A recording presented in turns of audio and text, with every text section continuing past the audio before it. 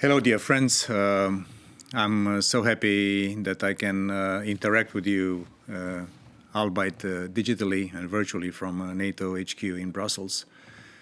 For my first love, the Aspen Institute, I'm so happy that you continue the tradition of organizing important conferences and events.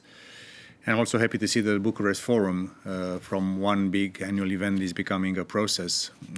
All my thanks to the other Aspen Institutes partnering up with Aspen Romania, and also to the other partners and friends that are helping this great conference.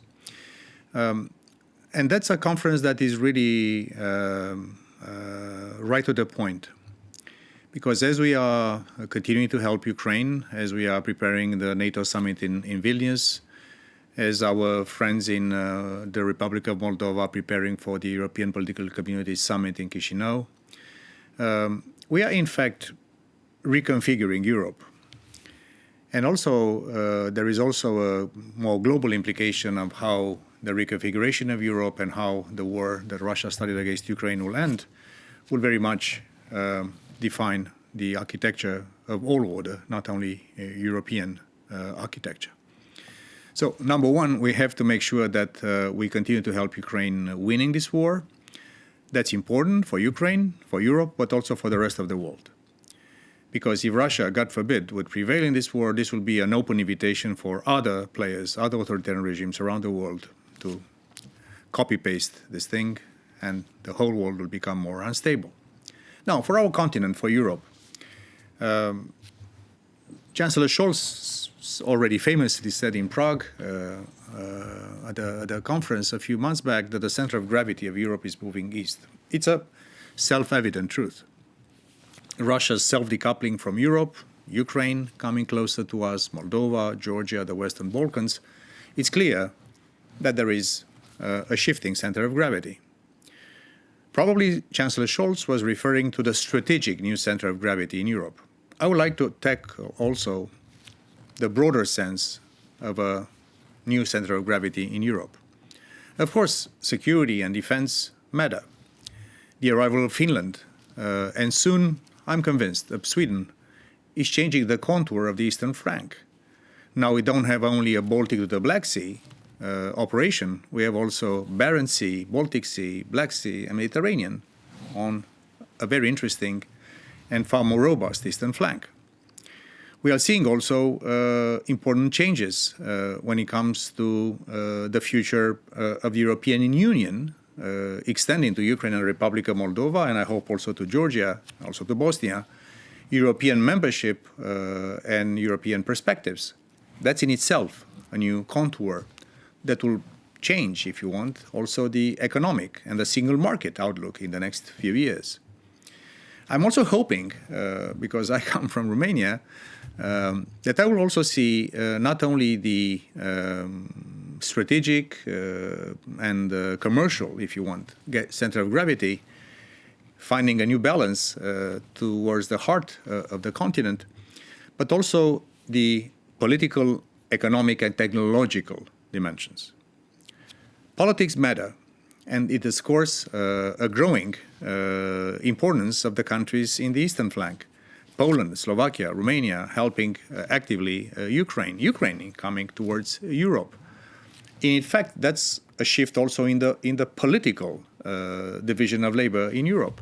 It is at least my ambition, as we see it in NATO more and more, or our Spanish friends are telling us, that the dividing line between new member states and older member states in Europe will become less dominant than it used to be in the last few years. I also hope that there will be more investment, more friendly and allied reshoring, because we have to make sure we don't replace the dependency on Russian energy to dependency on Chinese supply chains, rare earth and rare materials. So there is a real chance for Europe and for this part of Europe, Central Europe, Southeast Europe, and of course Eastern Europe to become far more robust also politically. Economically and technologically, I chair in NATO the Innovation Board. I do a lot of work in making sure that we harness the whole innovation ecosystem from all the allies, from Albania to Estonia and from Bulgaria, Romania, all the way to Poland, we see tremendous talent and tremendous capacity to innovate. Lots of startups, not that many unicorns.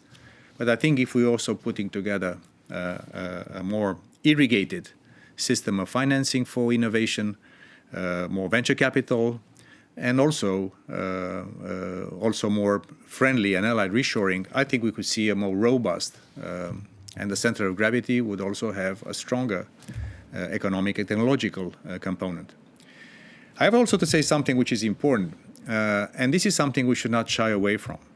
Also, good governance matters, transparency matters, fighting corruption matters. And sometimes when we speak about this new center of gravity, we tend to forget that in order to really go to the major league or to the Champions League, because the final is approaching, in terms of a nation, you also have to make sure that you have also the political and economic and rule of law institutions and checks and balances to make sure that your true potential, strategic potential, economic potential, human potential is unleashed. Good governance, transparency, and fighting corruption is important for our Ukrainian friends, for our Moldovan friends, but also for ourselves in this part of the world, because this is still a very important ingredient that we have to pay attention to. So in a nutshell, we are living a moment that will be defining the architecture of Europe for many decades to come. I know that Ukraine will be part of our family. I know that Moldova will stay the course, will be part of our family. I know Georgia will be part of our family. It's also important across the Black Sea to have Georgia as a strong relay towards the Caucasus and Central Asia. I know that in Vilnius our leaders will take the right decisions. I know that in Washington next year, when we'll be celebrating 75 years since the greatest alliance in history was created, we'll be doing even more history. My encouragement to the Aspen Institute and to the Aspen community is to contribute actively to this value-based leadership and to make sure that we have a center of gravity which is done in perfect consonance with our Western European and transatlantic partners and allies. There's no way in which one region grows and the other ones doesn't. I believe this is a time for former communist Europe, for the newcomers in NATO and the EU, to reach full maturity, full level of influence, full level of development, and also full level of self-esteem, respect, and matching the strategic value that we all have in this region with economic and political power as well. So welcome to the new center of gravity. I wish you the best of luck, and I look forward to listening from the conclusions of this great conference in Bucharest, Romania.